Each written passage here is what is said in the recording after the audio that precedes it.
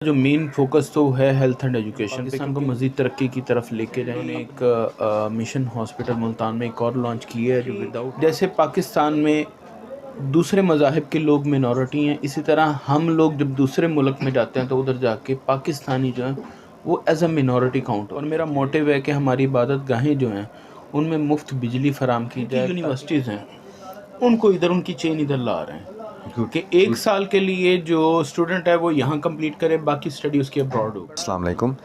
احمد نور المبین خاکوانی آج جناب کی خدمت میں حاضر ہیں۔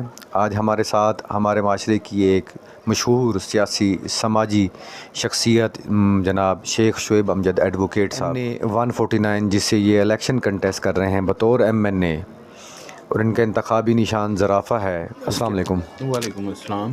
کیا حال ہے شیخ صاحب؟ جی اللہ کا شکر، آپ سے۔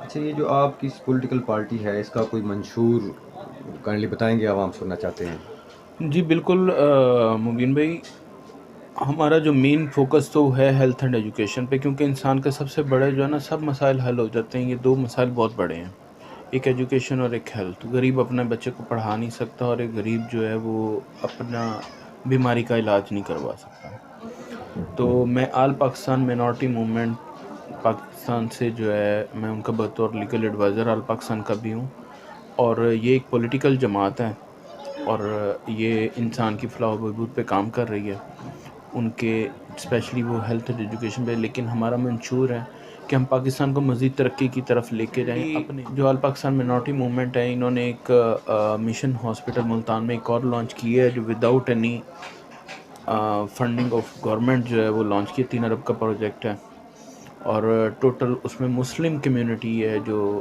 اس کے ارد گرد بستی ہے، جہاں پہ کوئی اور کمیونٹی جیسے پاکستان میں دوسرے مذاہب کے لوگ مینورٹی ہیں، اسی طرح ہم لوگ جب دوسرے ملک میں جاتے ہیں تو ادھر جا کے پاکستانی جو ہیں وہ ایز اے مینورٹی کاؤنٹ ہوتے ہیں۔ تھے کہ مساجد کے حوالے سے جو بجلی کے بلوں کا پرابلم ہے، جیسے ہی مہینے کا اختتام ہوتا ہے یا مہینے کی شروعات آتی ہے بجلی کے بل آتے ہیں، تو پھر وہ مساجد یا عیدگاہیں ہماری عبادت گاہیں ہیں، وہ لوگ چندہ اکٹھا کر کے اور مسجد کے امور، مسجد کے بجلی کے بل اور یہ چیزیں انتظامات چلاتے ہیں۔ اس سلسلے میں آپ ذرا تھوڑا رہنمائی کریں گے، کیا سوچا ہے آپ لوگوں نے؟ جی مبین بھائی، یہ ہمارا المیہ ہے کہ آج کے دور میں نا ہمیں اپنی عبادت بھی وہ پیسوں سے خریدنی پڑتی ہے۔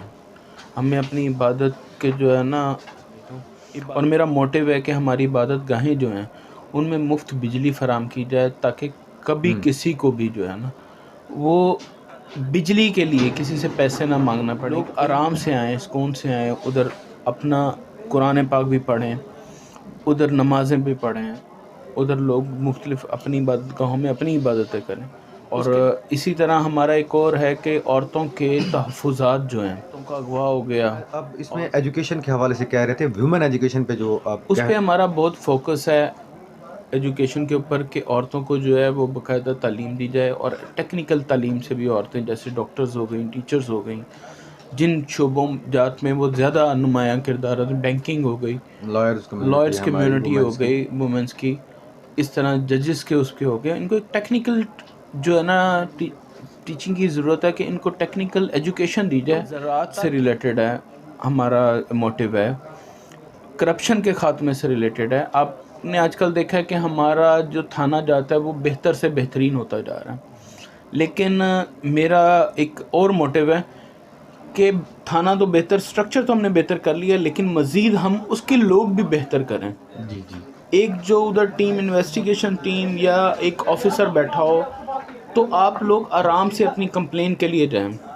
صحت کے حوالے سے کہہ رہے ہیں کہ لاسٹ کچھ ادوار گزرے ہیں، صحت کارڈ کے حوالے سے ان لوگوں نے اس پر ورک بھی کیا تھا، آپ اس بارے میں کیا کہتے ہیں، آپ کی کیا رائے ہے؟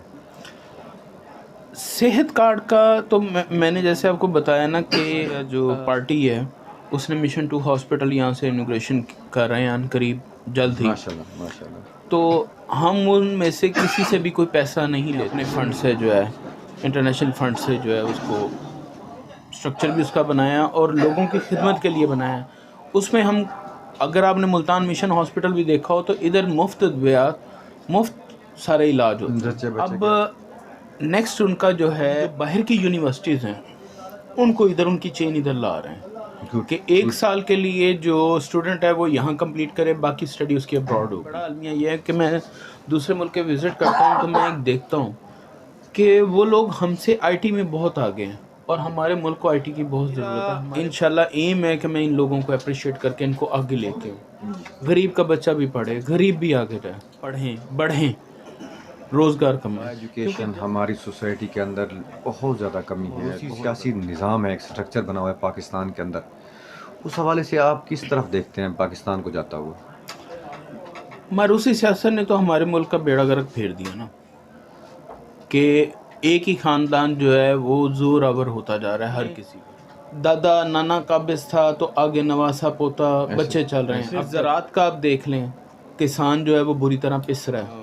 کھیتوں کی جو ہے وہ افزائش کرتے ہیں، بڑھاتے ہیں، پیداوار کرتے ہیں. ملک کی ریڑھ کی ہڈی ہے اس ٹائم زراعت. جب ایک فصل کاٹتے ہیں تو بجائے اس کے کہ وہ خوشحال ہوں، وہ الٹا نیچے قرضوں کی طرف مقروض ہو جاتے ہیں. اور ہماری عوام اتنی بھولی ہے کہ ان کو پھر بھی نہیں سمجھ. قانون دان قائد اعظم ہی تھا جس نے یہ ملک بنایا، اور انشاءاللہ اللہ تعالیٰ نے اگر عزت دی تو جو باتیں میں نے آپ سے کی ہیں انشاءاللہ یہ آپ کو میں کر کے بھی دکھاؤں گا. انشاءاللہ ضرور ضرور شیخ صاحب. اللہ پاک آپ کو کامیاب کرے. بڑی خوشی ہوئی آپ سے انٹرویو کر کے، آپ سے ملاقات کر کے.